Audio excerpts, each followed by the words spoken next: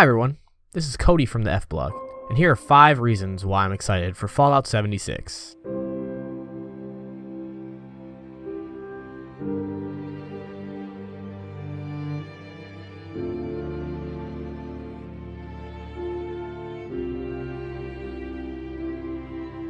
Number 1. I love the Fallout universe. Fallout's post-apocalyptic universe is one of the most interesting and almost plausible game universes that has been created. A retro-futuristic setting blending a mix of America's 1950s with futuristic atomic age inventions sounds pretty interesting to begin with. But when you combine it with dark humor, real-life settings, and great storytelling, you have yourself a world that really immerses you as you play it, and has you feeling like this was a potential timeline that the world could have went through. Want to see a gritty, realistic scenario that shows humans at their worst? You got it. Want to help a slightly nutty person finish a survival guide by breaking your own legs? Sure. How about shooting super mutants with big ugly laser rifles while listening to Mighty Mighty Man on the radio while roaming through a destroyed city in giant power armor that's painted with a Nuka-Cola design? Yeah, sure, I guess you can do that too.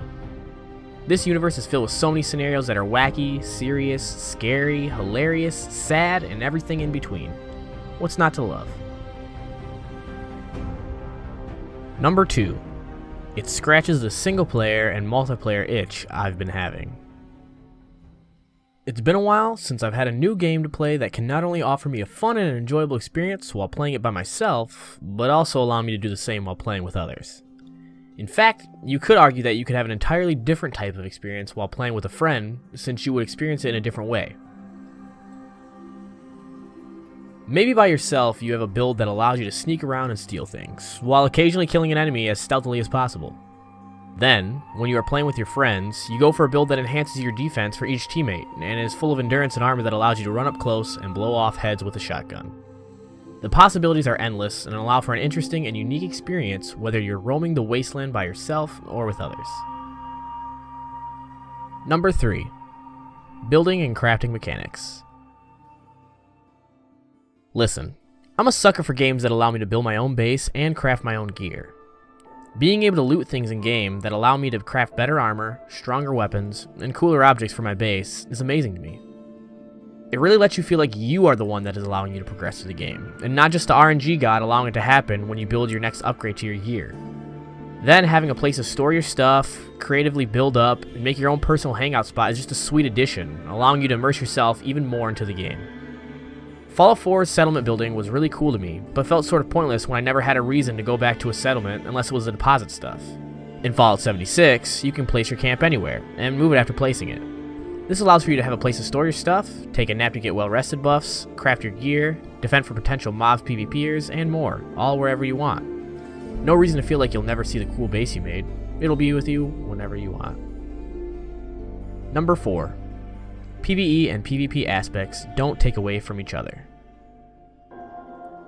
There's a lot of criticism for Fallout 76 about how player versus player is going to take away from the player versus environment focus that Fallout games have, while others think PvP is going too soft and isn't going to allow for a meaningful experience.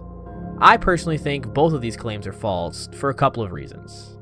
First of all, PvE should be the main focus of the games, but having mostly optional PvP that has very negligible side effects, and even some negative repercussions for those attempting to grieve, isn't going to take away from the game's PvE experience. Second, the game allows for those who want a PvP to still have reason to do so. By having a radio station, Hunter versus Hunted, there's a system in place where those interested in PvP can do so with like-minded individuals, without repercussions and extra rewards for doing so. Also, workshops, which give benefits and resources for those controlling them, make it so if you want to take a base with friends and get some rewards for doing so, people can challenge you for those benefits and resources.